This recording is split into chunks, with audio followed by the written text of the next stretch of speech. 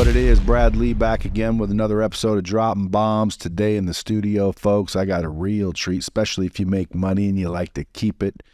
KC Chohan. I always say Chohan because it sounds familiar or it sounds fancier, but is it Chohan? Chohan? Chohan. KC Chohan. Chohan. Got to say it with love. Chohan. I always say Choban.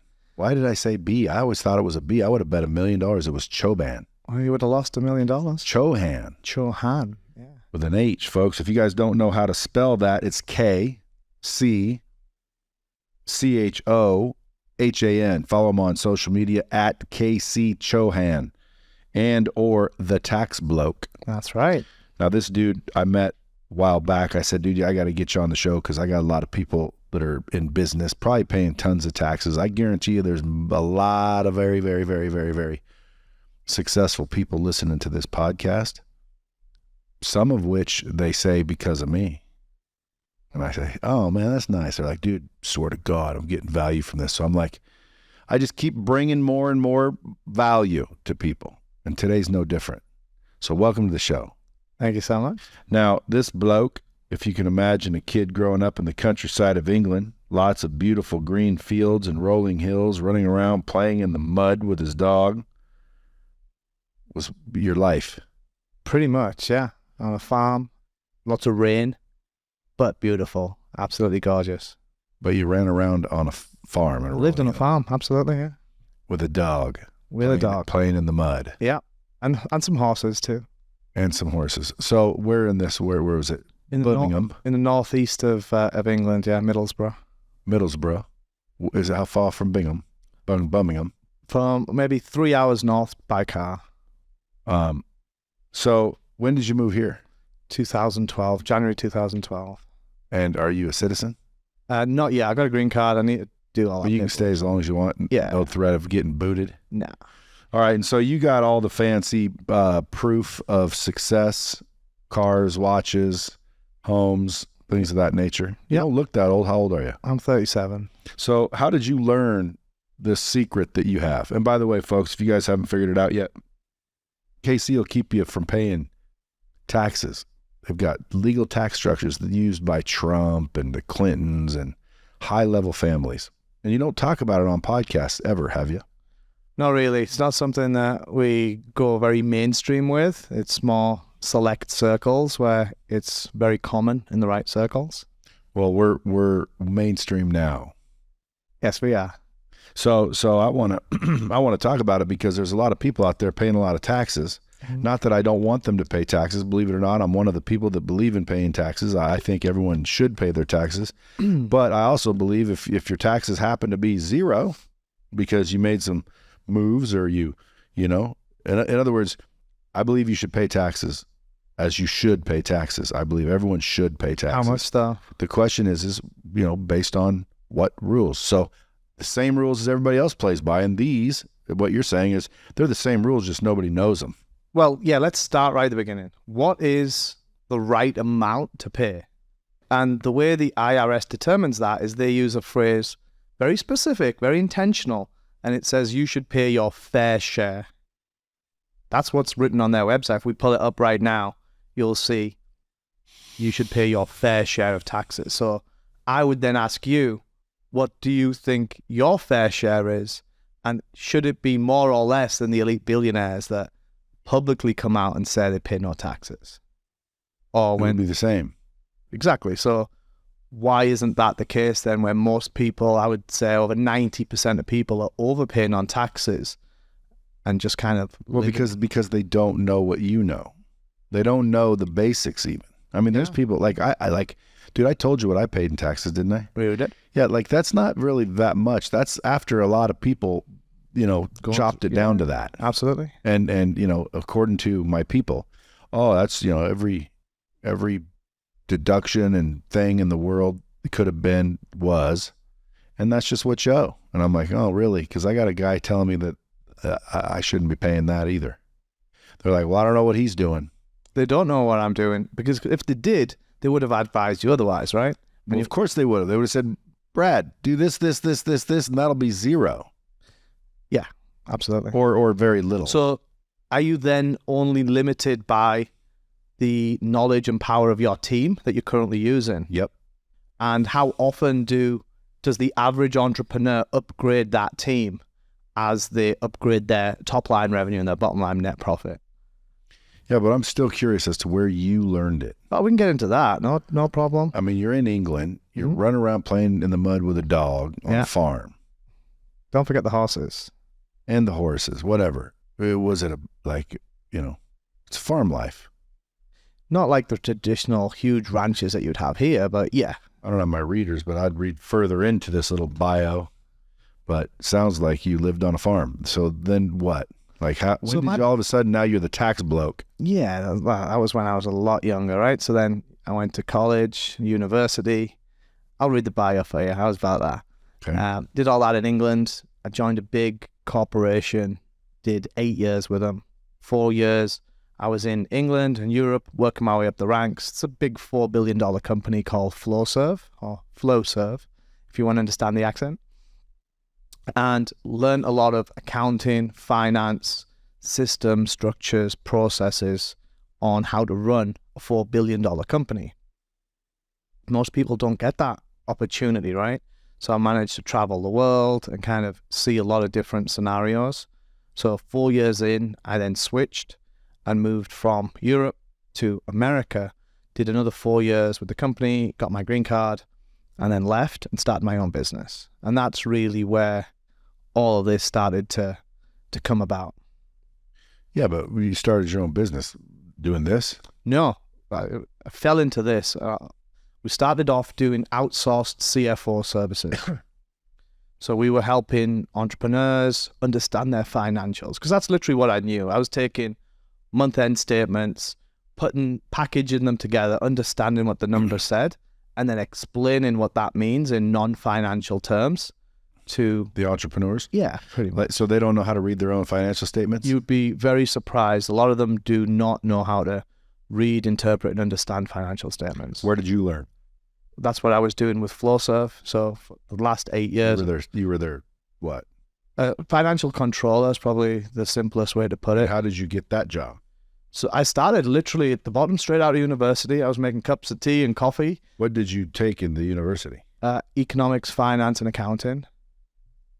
So that led you to this big company. The big company you worked up over 8 years and eventually became what, CFO?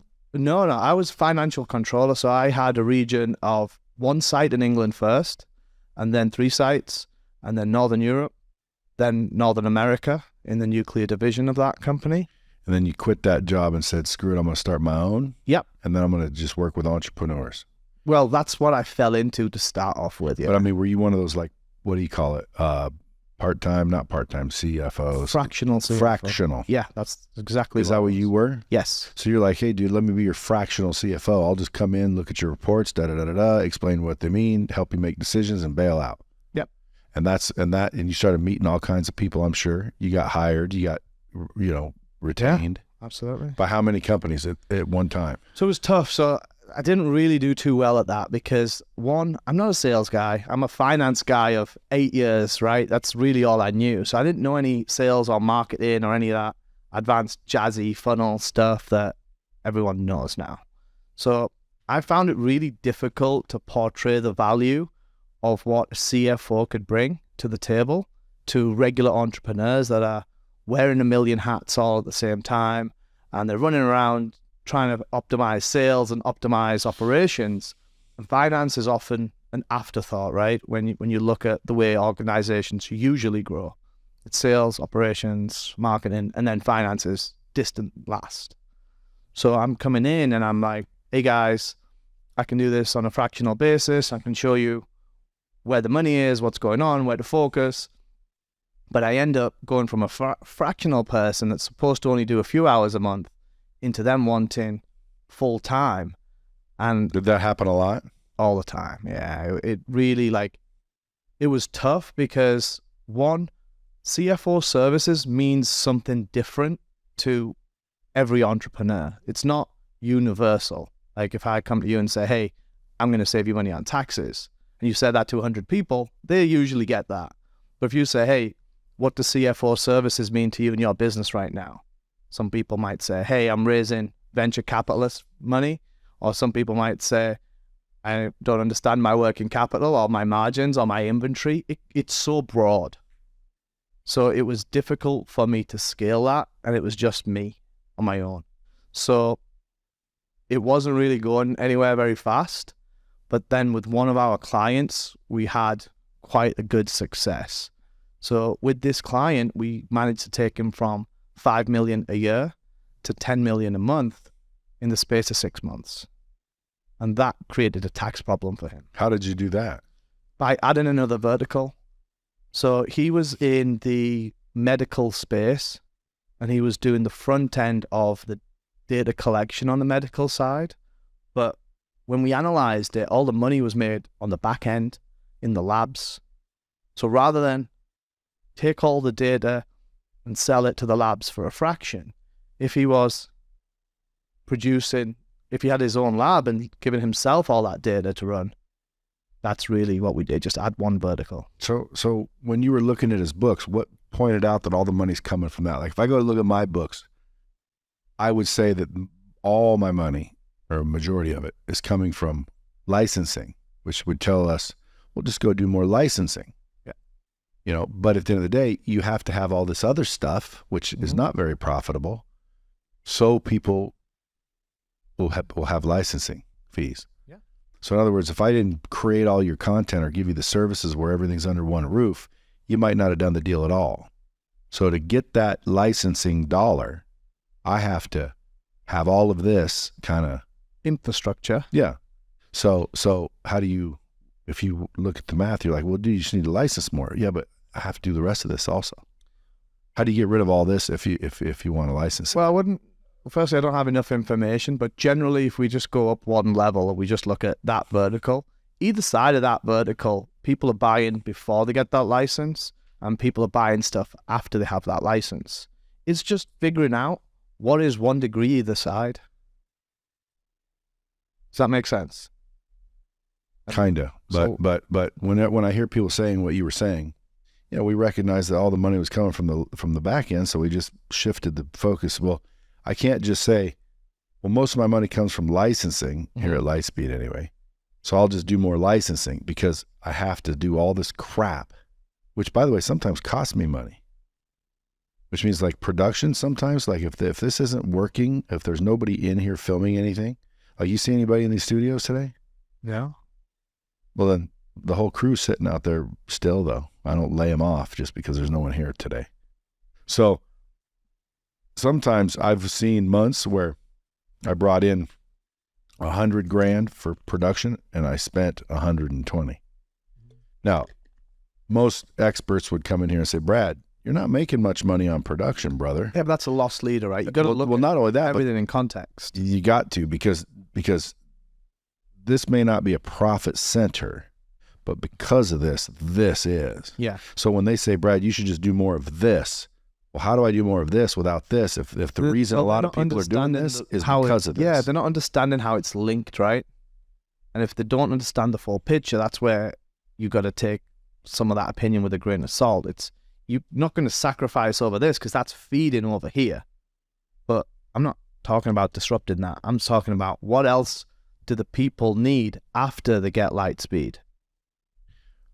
Well, that's vertical integration, isn't it? Yeah, it's the next vertical along. So are you going for the vertical They need before marketing or the vertical after? But ultimately, all we did in this example is he had the marketing side down, and then he was selling those leads. Rather than selling them to a lab, the lab was making a lot of money because they were then directly selling or providing a service to the government, right? If we could provide that service to the government, and the hardest part of that whole thing was bringing in the leads, and we're already doing that, that made it a no-brainer. Huh. So if people are listening, they're thinking, hey, dude, I mean, do you still do this? What's Together CFO? Isn't that still a fractional CFO deal? It used to be, yeah. We still do it a little bit, but most of what we do is pivoted into tax savings. So you stumbled into it. This guy made a bunch of money, and so you're like, oh, shit, how do we keep all this money? So who started doing the research? I did. He put me to work. So literally this took me out of my comfort zone because up until that point, I didn't know anything about taxes. Like you said, I'm a kid from England playing on a field with farms and dogs and stuff. I didn't know anything about American taxes. And for the first 4 years of living here, I was a W-2 employee. So I was just for Flowserve, for the company I was working for. So I wasn't like an entrepreneur myself. I was figuring all that out. So I'm like, I don't know really what to do, man. Like, yeah, I've helped you make this money, but I'm not the guy. I'm not the guy to go fix this tax problem. And we're not talking about a small one here. We're talking about millions of dollars, right? And he put me to work. So he didn't take no for an answer. He's like, you can figure it out. So then I figured it out. I put the work in, read the books, met the people, learned what they do, because it's all written in the tax code. It's just like finding pieces of a jigsaw puzzle and sticking them together in the right order. But there are people who know it out in the world. Do you think there's people that know but they don't know? Meaning they know all individually, but they don't know if you string it together like that. That's the secret. Absolutely, yeah. Because there's CPAs that, I mean, my CPAs told me that that's what you pay in taxes. Well, if they knew what you knew, they'd say, dude, you don't have to do that. Absolutely, yeah. But they didn't. They don't. They said, you need to write this ridiculous big check. And by the way, it would have been way bigger had we not been around, which is true in my mind, because without them, I wouldn't know what to do, because I got K1s and all these. Yeah, streams. Dude, it's ridiculous. And I can't even keep track of them all. And I don't know, who do I owe this? Is this capital gains? Could that be capital gains? Should I not do it? Should I do it? I don't know. Okay, I just keep making to figure hopefully no one's screwing me. But then along comes KC, Chohan, yeah. Along comes KC and says, dude, I could have saved you that. And I say, okay, well, show me how. And ultimately, it's a series of trust structures. Correct, yeah. And then who files for me every year? We do that. So we provide a full white glove service from beginning to end, where a lot of these things, you know, it's clouded with a lot of charlatans in this world, as there is in any industry. But you can't mess around when you're dealing with the IRS. So I designed it in a way that I would want to be my own first client. So from creation of trust to administration to the bookkeeping to the tax filing is all done in-house with us. So what do I provide to you? You provide us the financials, and then if there's any deals that you're doing and documentation that you need, we'll provide you the templates. You need to sign them, because the biggest obstacle once it's all created is the administration. That's where most people mess this type of thing up, because it's not the regular simple living trust that most people already have, right? If you're semi-sophisticated, most people will already have a simple living trust. But a simple living trust doesn't do the same things as a complex trust. It only helps you from probate. It doesn't give you additional asset protection or tax mitigation or wealth transfer when it's set up correctly. It's a whole different ballgame, yet most 99% of trusts that are being created, or the legal teams out there, they only focus on simple living trusts. Or if they're a little bit fancy, they might do DST trusts or charitable remainder trusts we were just talking about a minute ago. They're kind of super sophisticated if they're even talking about that. They don't even know about complex trusts. And that's where all the billionaires far surpass everything else, because those billionaires can't use the regular loopholes used by normal people. A billionaire doesn't care about hiring their kid for $12,000 a year. It's like a rounding error for them, right? Yeah. So they're using something different. And then when they're coming out publicly and saying, I don't pay anything in tax, when Warren Buffett comes on NBC News and says he pays a lower tax rate than his secretary, when Trump's actual tax returns get leaked and you see he's not paying a damn penny, yet he owns billions of dollars of real estate, not millions, but billions. Well, that's why, though. That's why he doesn't know anything, because of the tax laws. The way you can he write does off, it, you can write off it all. You can write it all off, and like, let's say I bought a building for $90 million and I did a cost segregation and wrote off $90 million in 1 year, all in 1 year. Gone. But eventually, when he sells that building, he'll have to pay. Well, he'll roll it over. So he'll do something like a 1031 exchange, and that's a good tool to defer taxes until a later date. And then there'll be other things, like you mentioned cost segregation, then there'll be other easements or other bonuses that they throw in. So there's always some loophole, but when you get too big, loopholes run out, and you then need structures over loopholes. And that's the real difference between the billionaires and the elite, is that they have a structure that can handle all of that. It's like a foundation on a house. If you're going to build a house, you need to dig into the ground first. You need to pour a foundation, let it set. And once you've got that right foundation, you can build a house, you can build a hotel, you can build whatever you want if you have a strong enough foundation. And that's what they have that they don't really talk about too often. But they will talk about, hey, I rolled forward this loss, because everyone knows that that's a rule and that's acceptable. That's okay to be in the public. But what's in the private world, they don't want to talk about. Why do you think that is? Why would they want to level the playing field between everyone else? Because, like, who cares? Like, you paying no taxes doesn't make me hurt in any way. Mm-hmm. Like, if I were a billionaire that found this out, I'd be telling everybody in the world. And they do that to a certain degree. So I'm sure you've heard of this give-in pledge, where these billionaires are giving away 99% of their wealth.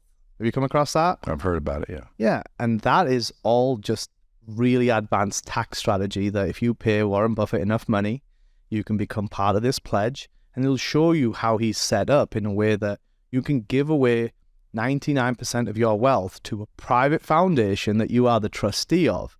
You get a full deduction for everything going into that, and yet you still control it on the back end. Just like, let's use Bill and Melinda Gates as a prime example. I think Warren Buffett has donated over $32 billion to the Bill and Melinda Gates Foundation and has got the full tax write-off for it all. And then Bill and Melinda Gates have bought over $12 million of Berkshire Hathaway stock from their private foundation. And Bill used to sit on Warren's board, and Warren used to sit on Bill's board. They've since cancelled that side of it, but... Why do you think so? I think Bill has a lot of heat on him since the whole Epstein thing, and just distancing himself or being pushed away. So is there corruption? The whole world is corrupt. Of course there's corruption.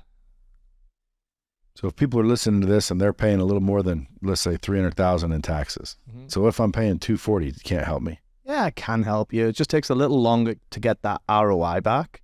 But I like to make people feel warm and fuzzy straight off the bat. So what's the sweet spot? Anything over $300K in taxes, then we should be having a conversation. So if anybody listening has, tax issues, and by the way, business or personal. Yeah, combined, yeah. But non-W-2 though. If you're a high-paid W-2 employee, then you're in the system.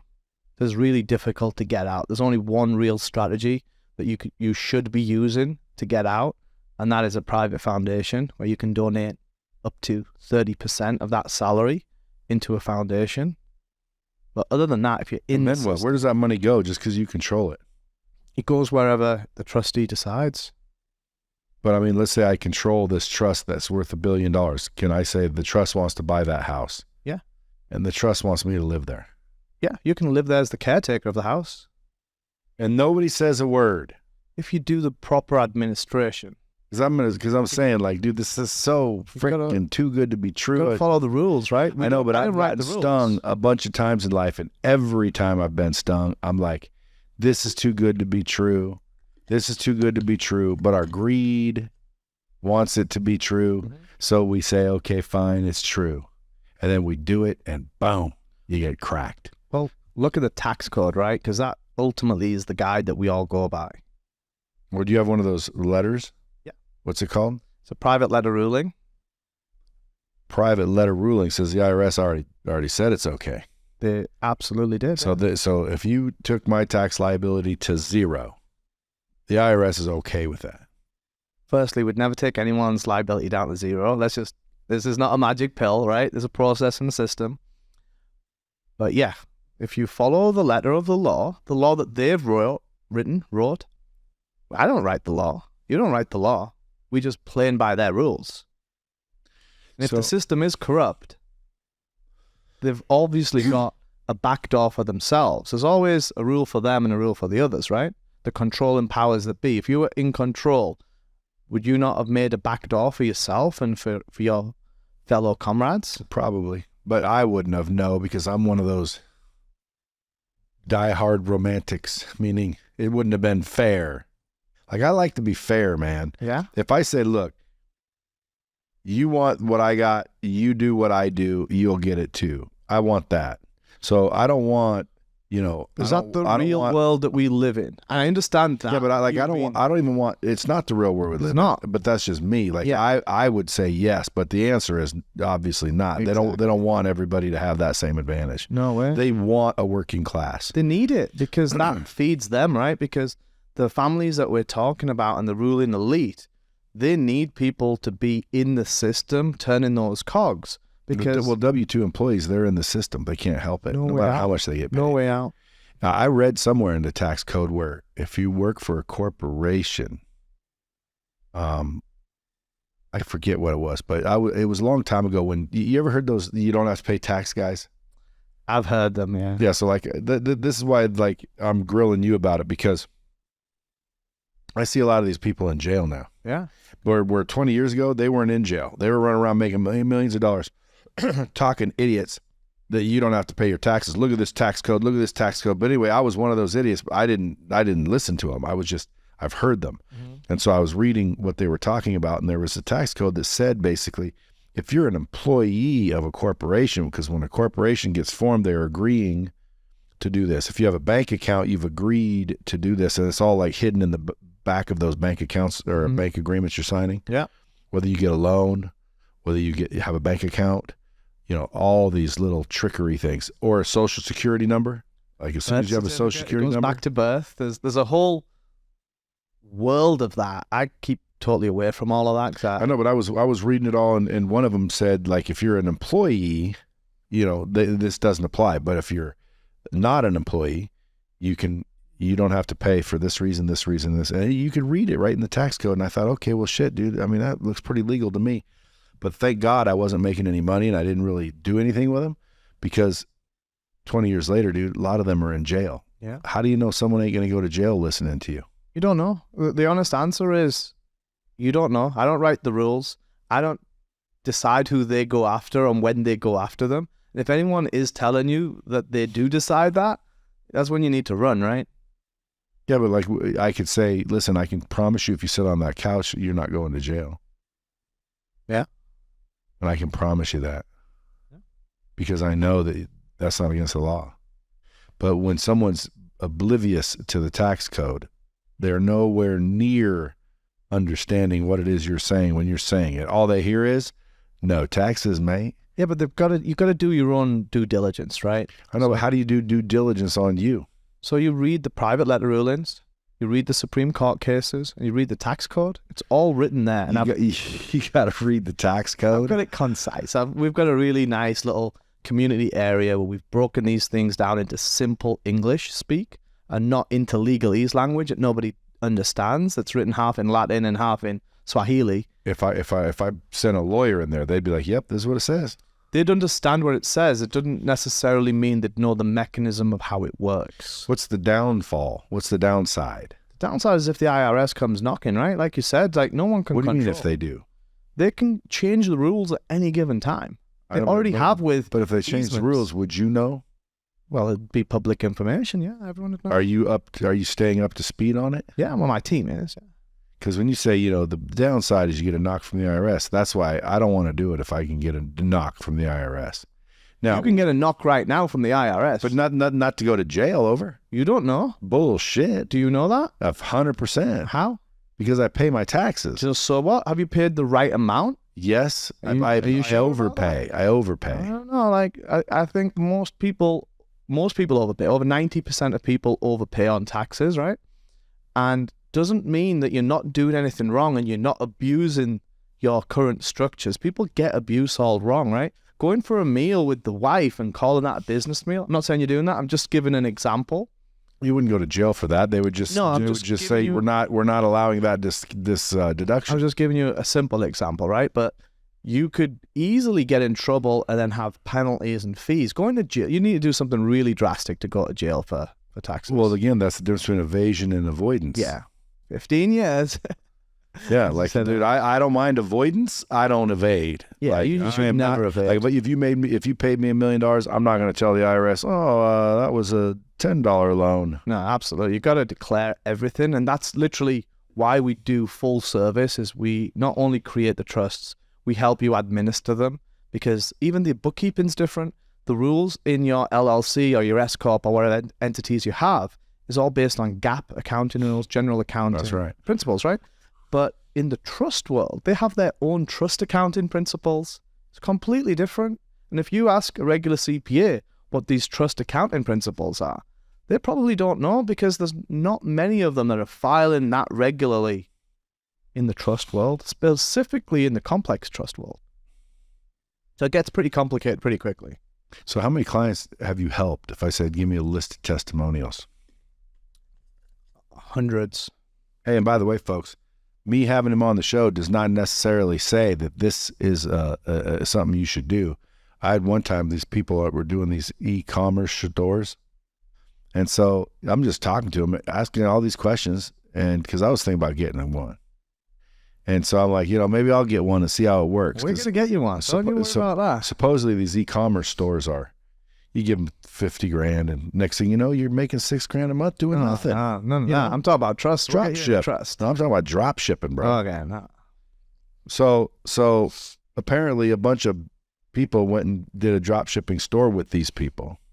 And then a year later, they're not necessarily in business. And now everyone's calling me going, dude, it's like, hey, I always say, view of my guests are not always the view and opinions of me and or the show. Unless you say it directly from the horse's mouth, right? And what I'm trying to do is give people the ability to say, man, I want to go deeper with KC. Why? Well, because, dude, I believe the difference between the rich and the not so rich, like I'm not so rich. That's relative. Some people think that's relative. Yeah, but some people will say I'm rich. I'm not that rich. Okay, there's rich. Mm-hmm. I'm not that rich. I want to get rich, but I think the difference between the rich and the not that rich is taxes and these fucking loopholes that they don't tell no one about. Structures. Because I'm paying taxes that this jackoff didn't have to pay, and then he's got that much more money to go invest and use and leverage to get even more money that he doesn't pay taxes on. Compounds every single year. Right. And then I got to go, boom, pay taxes. So I'm always at a disadvantage, and it takes me forever. And by the time I get 70 years old and I finally say, okay, now I'm one of the rich bastards we're talking about, all this will be like, oh, of course. You didn't know that? Like, how come we aren't telling people this when they're 20? Well, It is being told to those in the 20, but just if they're in the right circles. So think of the golf country club crowd as an example, or the ultra high net worth family offices. That's really where all this talk stays, because those family offices have their own dedicated teams. They aren't mixing, like we just talked to insurance guy a minute ago, right? He doesn't know how to operate the insurance policies the way I'm set up. It's just above his pay grade, because there's scales to everything, right? I know, but that's why I keep saying, so how did you discover it? By doing the research. So why is that above everyone's pay grade? Why don't they just do the research? They're lazy. That's It's all written there. Like, I'm not special. I haven't done anything that nobody else can go and do. I just pieced it together in a way that made sense for me, right? I did the work. I put the effort in and I paid the dues. Most people, as you know, are not willing to do that extra work. Well, they'll just hire someone who did. There you go. Hire me. Away you go.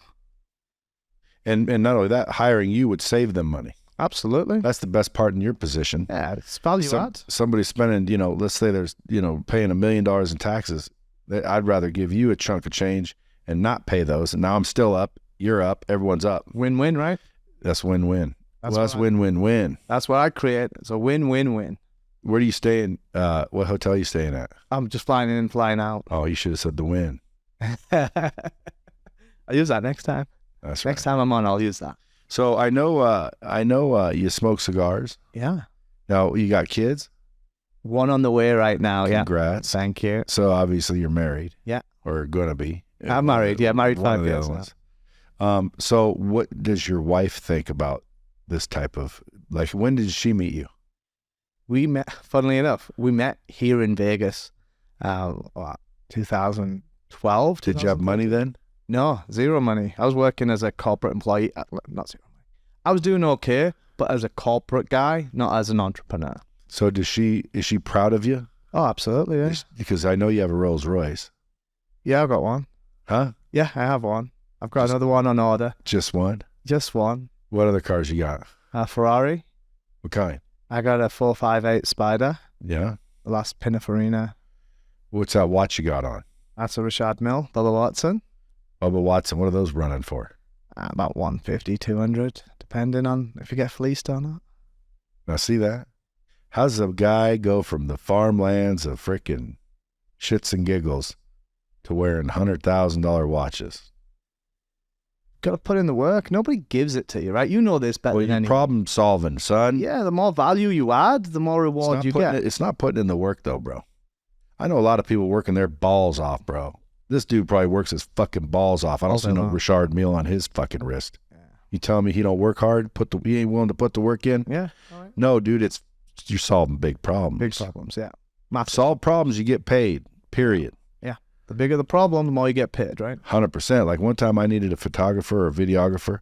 They weren't around. So what do? You get desperate, you make phone calls, and you pay premium. Yep. And they're like, well, shit, he's solving a problem. I need someone there. So same thing with you, but you're doing it with a consistent recurring thing called taxes. Every year? Don't you worry about getting shut down by the IRS or maybe even a,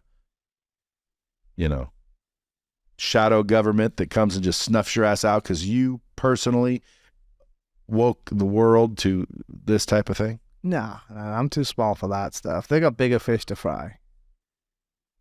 How big of a fish do you need to be before they want to fry you? If I were the scammers and this fuck over here was telling everybody to not pay taxes, you're not saying to not pay them. You're saying, hey, let me show you their rules. Yeah.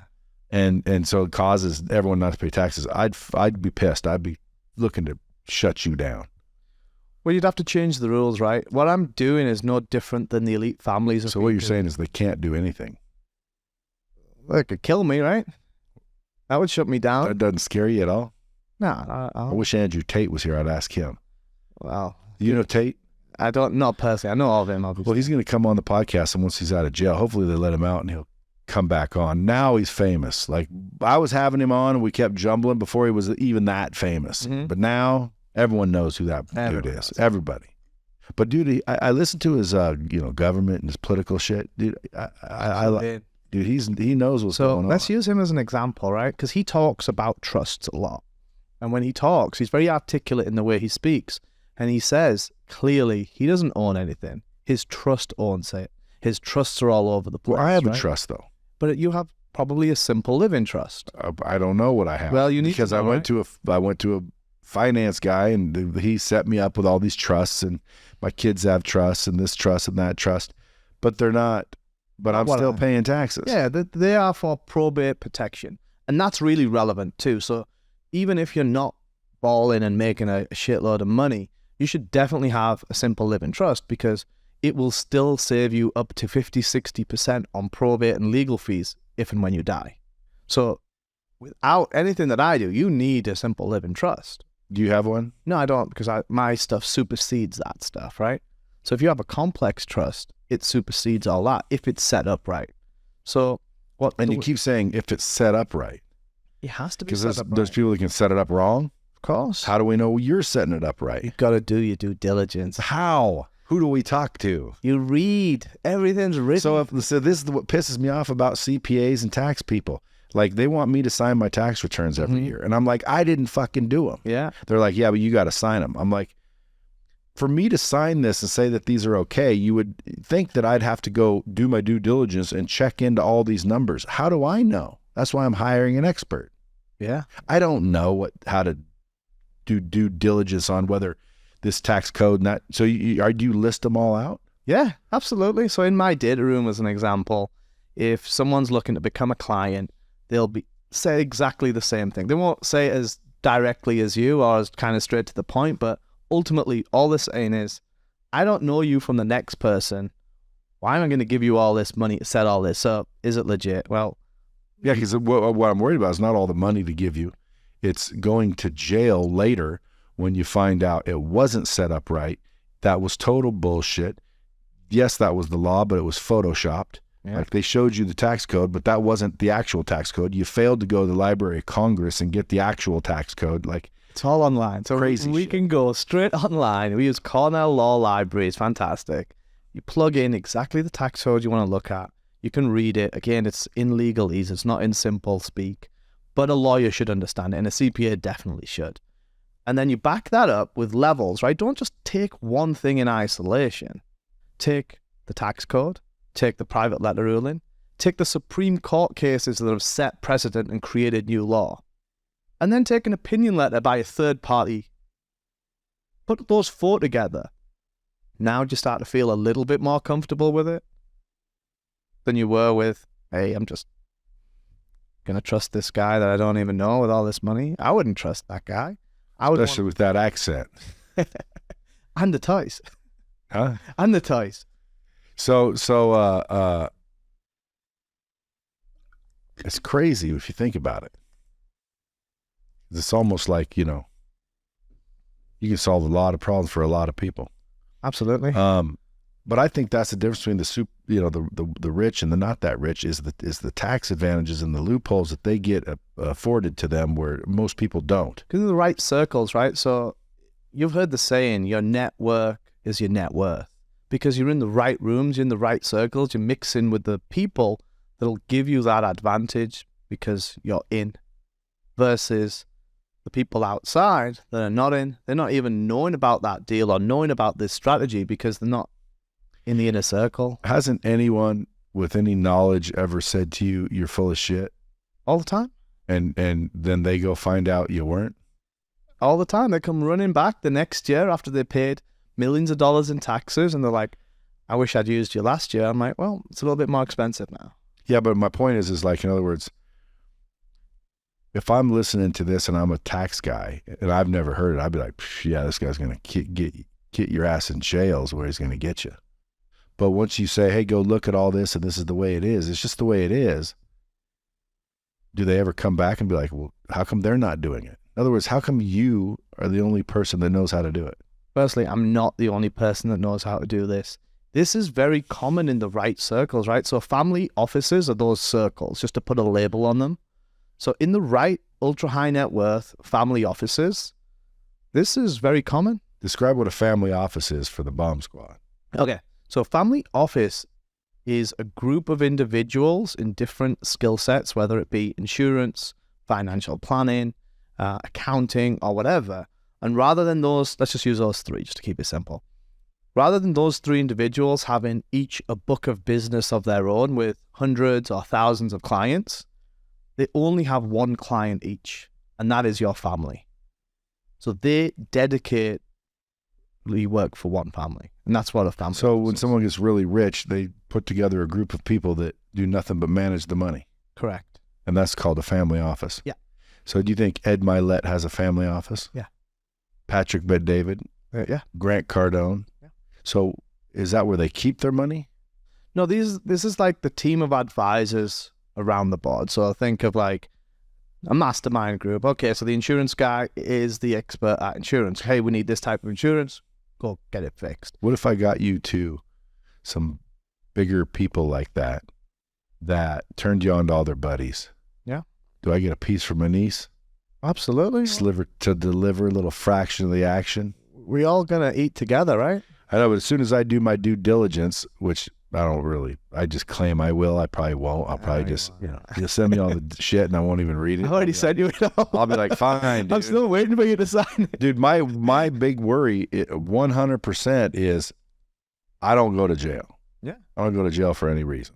Like, Absolutely. I'd rather be broke living above a 7-Eleven than go to jail. I ain't going to jail. I like freedom. Yeah. So my biggest fear is, oh, okay, yeah. And then I'm like, fuck yeah. And I do whatever you tell me to do. I sign whatever you tell me to sign because I'm not going to read all this shit. Dude, you're going to how many things do I got to sign to do this?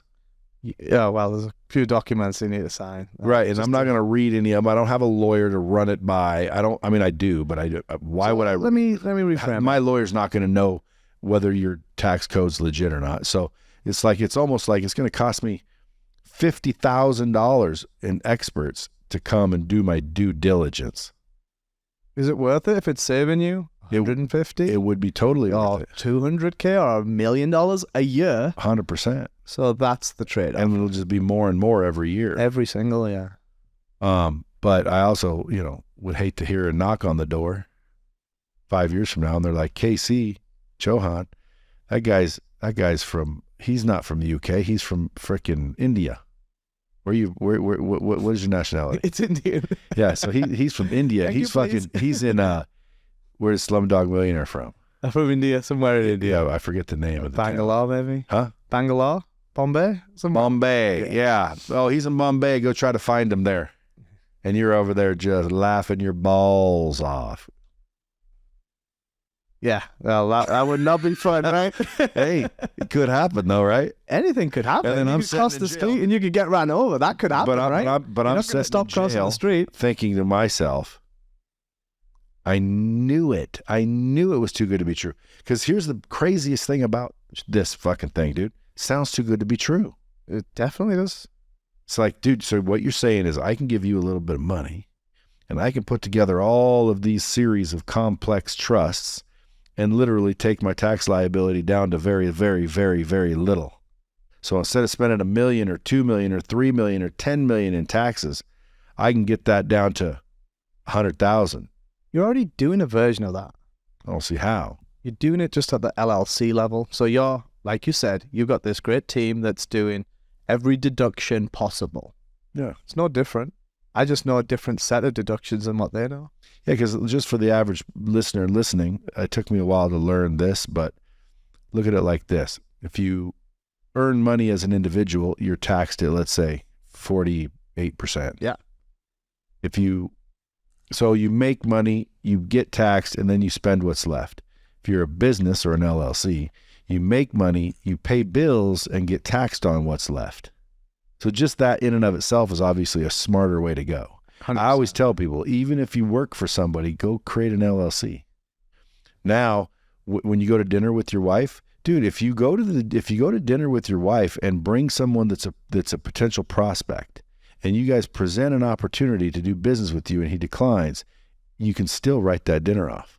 And right now, 2023, you're getting 100% write-off for that. That is a loophole that's going to change, right? So that will change. But see, I wouldn't go to jail because that is the truth. So you can do that. Now, again, a lot of people don't even know that. Regular people. Okay. So like for example, I bought a Dodge T-Rex and a Denali, and I forget what else. No, I didn't buy the Rolls, but almost did. They're all over 6,000 pounds. That's a write-off. Absolutely. But that's loophole stuff. Right? I know, but I bought a building in Salem, Oregon. Do a cost segregation. I can write off 100% in the first year. Now, my dude did say, well, when you sell it, you'll have to pay taxes. Yeah, but that's deferred. I didn't and that's say effectively what the complex trust does. So that point that you just made there, that it's deferred. That's a mechanism. Deferred until when? Until you either dissolve the trust, which you should never do, or you make a distribution to a beneficiary. Or I die. No, because it's not you. It's the trust will only die if you dissolve it. So if I die, and how does it protect it against the government? Probate. Because the next trustee takes over. Like if you die and the assets. What if I forgot to name anybody? Or is that impossible because somebody's making you name somebody? Well, that's where you'd have a team of advisors that would advise you to say, hey, they should be either a co-trustee or a successor trustee. What happens when someone says this should be someone you trust and you don't trust anybody? You're going to have a problem, man. So I know, 'cause that's my problem. If you don't trust anybody. I don't trust anybody. But maybe, well, you got kids, right? So I don't trust them either. Really? I got a clause in the will that says if I was murdered, all assets are frozen until a complete 100% investigation has been completed. King Arthur over here, getting a bit paranoid, right? Yeah, dude, I go to a football game and think the guys in the huddle are talking about me. I think you need psychiatry. I don't know what's going on with that, bro. It's like, what? They're not talking about you. You sure? Yeah, they should be head in the game, right? You go to ice hockey all the time. You think they're talking about you and they're slamming up against? No, I trust people, but at the end of the day, a buddy of mine died, left me about $1.5 million in airplanes, paid off, almost as a joke. But I talked to him many times about it. Yeah, they were paid off for sure. But the executor of the will, the trustee, if you will, decided that there was a balance owed on those planes to another entity that she owned. So basically she said, we sold the planes to pay off this debt.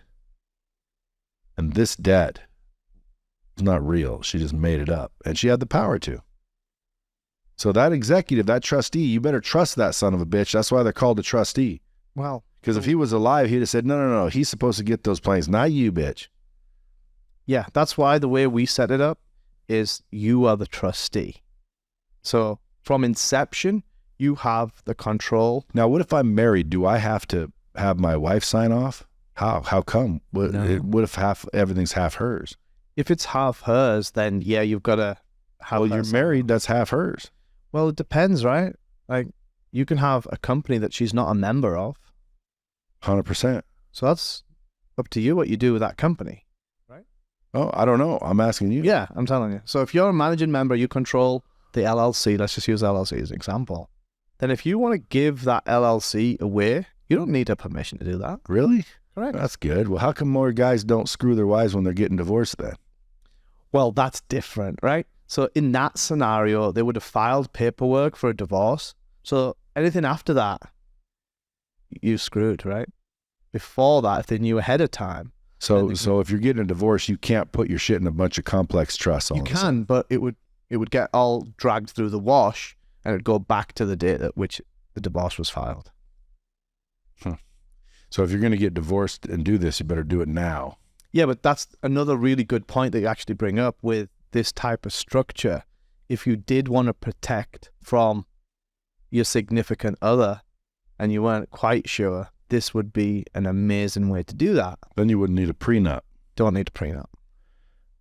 Don't need a prenup if it's all set up right. That's right. Set up right. Yeah. So structured right? Yeah. So KC, where do people get a hold of you? Togethercfo.com is the website. I'm sure you'll put the link below. Yes, we will. My team should put the link below, togethercfo.com. Yeah. You can follow him at KC Chohan. Easy. Hard. You'll get it right. I always say shh. You just look exotic, like your name's Chohan. I'll take it. I'll take the exotic, thanks. I'll take it as a compliment. You should go KC Chohan. Just like a SH instead of a CH, but it's Chohan. Chohan. Yeah. Is that an Indian name? Yeah. If you went over there and said Chohan, would all the Indians be like, shut the fuck up, dude, it's Chohan. Definitely put me in my place very quickly, yeah. All right, or you follow him on Instagram at The Tax Bloke. What's the difference between those two? One's public, one's private. Well, where do you want him to follow you? The Tax Bloke is probably the best place to go. The Tax Bloke. Hey, listen, you can also go check out his tax calculators to see how much they can save you, which is absolutely free. Absolutely free, yeah. You can also have access completely free to an educational group up to date with the best tax strategies. Where's that at? Yeah, that's in our school group. So we have a community page that we give away a free tax Where's strategy. it at? It's online. It's on our website. You want them to guess? Yeah, togethercfo.com. Oh, Together CFO. Same place. Same. It's all try to keep it simple. Dude, I have a feeling you're going to get a lot of freaking people reaching out to you. I would tell people that, again, whether you use him or somebody, use somebody, because if you want an advantage in business, paying or mitigating your tax liability is very, very quick. Like I was saying the other day, if we did something like that, it would almost be the equivalent of getting, three good clients. Well, reverse engineer it, right? Payroll's usually the number one expense, but taxes is usually very close as a second or third biggest expense for any business, right? So if you were to reduce that tax liability, how much additional revenue would you have to make to save that much on taxes? That's the way I kind of reverse engineer it for people to say, hey, if you made an extra $5 million a year just by having a tax structure in place, how much infrastructure, stuff like all this, would you need to have that increase in revenue? And then the last thing, if you guys want to set up a review call with you, as long as you make 300,000 or more, this says 200,000. 2 is the bare minimum.